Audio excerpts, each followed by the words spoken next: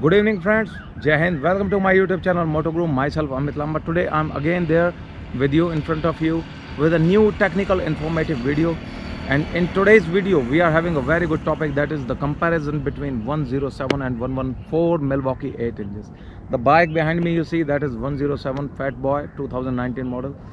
Now, when I say 114 and 107, basically these are two numbers, and human mind is designed by God in such a way, like whenever we hear two numbers, the first thing what our mind does is the comparison, and inside that comparison always the higher number wins.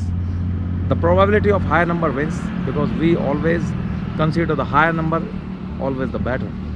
Now, similarly, Milwaukee 8 engine is coming in two variants, 114 and 107. When we hear 114, we always think like 114 has more power, more torque, and especially this is done by the sales guys. When we go to the Harley Davidson showroom, what they does is you should go with 114. 114 has more torque, more power, and then you get confused. You do not know that you are giving 200,000 Indian rupees for just only the torque, the 10% torque, what they claim. But what is the technicalities behind? What is the history behind? What is the realistic figure behind? What is the technical comparison basis that they are saying 114 is better? Let's see this video. Let's check it out. So let's see this video till the end and you will get all the answer related to this comparison 114 and 107. Let's check out. So before we continue, I want you to see these two Harley Davidson models advertisements.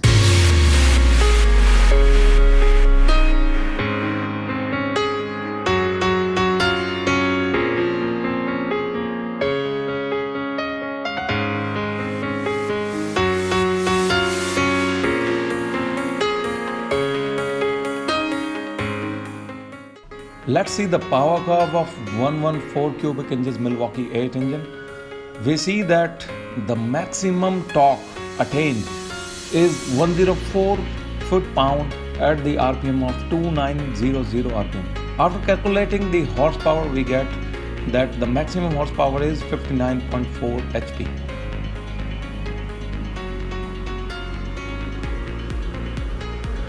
So that is the maximum horsepower attained at 2980 RPM.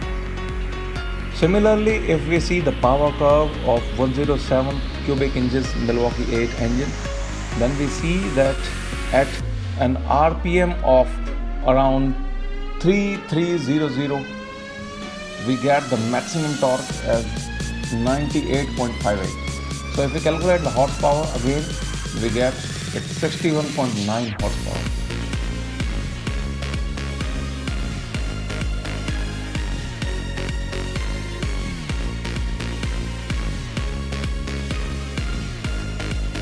Now, on the basis of direct comparison of these figures, we find that 107 cubic inches is more powerful if we follow this silly comparison.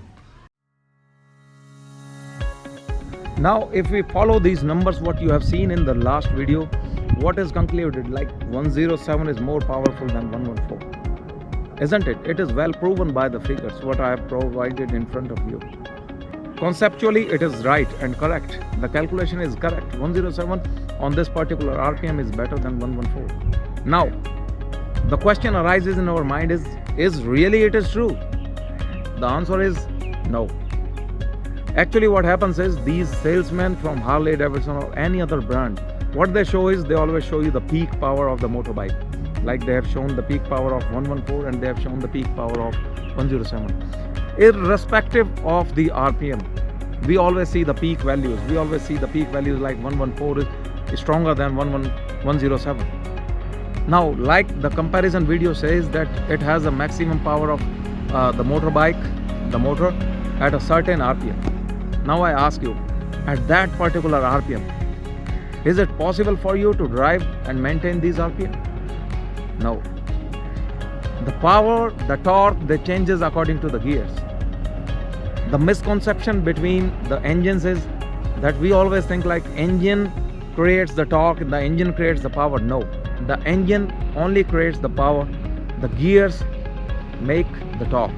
The higher the RPM of the gear, the lesser is the torque. The lesser is the RPM, the higher is the torque. So this is just adjusted by the gears. The figures what we get is a combination of the gears and the RPMs. Now in the further part of the video, we will go with another video in which we will see the actual comparison between 107 and 114. Physically, what is the basic difference between both of them? Watch it carefully. You will see actually which engine is far better and which engine is more stronger.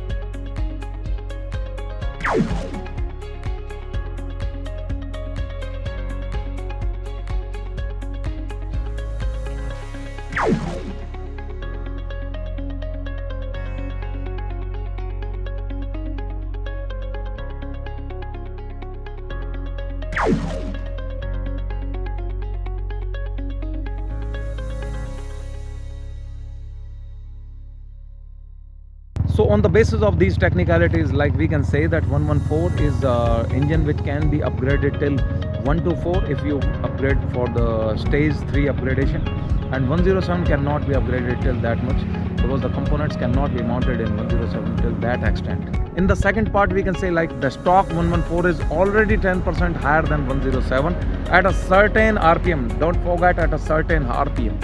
Now it depends on you that you drive that bike on that certain RPM or not, or you maintain those RPM or not. Now let's conclude all this, because this is now getting a little bit confusing, that which engine is better. Physically 114 is more stronger, and it is also capable of getting more and more stronger if you upgrade it to stage 3, and 107 cannot be. Now one benefit for 107 which I have also faced, which a lot of people have experienced, that is in 107 when you drive it, you feel it a little bit smoother.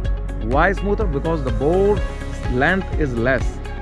Instead of 114, the traveling time of the stroke is more in 114 rather than in 107. Hence you will feel 114 model as a little bit sluggish. I don't know everybody feels it, but I personally felt that it is a little bit sluggish instead of smoothness as like in 107. A lot of people, they have commented, they have said like 114 is a little bit more powerful, a little bit, and 107 is a little bit smoother. So you have to choose between smoothness and powerfulness. If you want the power in your motorbike, better you go with the Rocket 3 stuff. For comfort, for stability, and for the road presence, I chose my Harley Davidson, and I'll go with the smoothness. So the two important parameters what I chose is, first, the Harley Davidson is famous for its touring bikes. So when I want to go on the tours, I want the comfort, I want the smoothness. And the second thing, the deal on the prices of the motorbike. I got a good deal on 107 instead of 114, so I chose 107.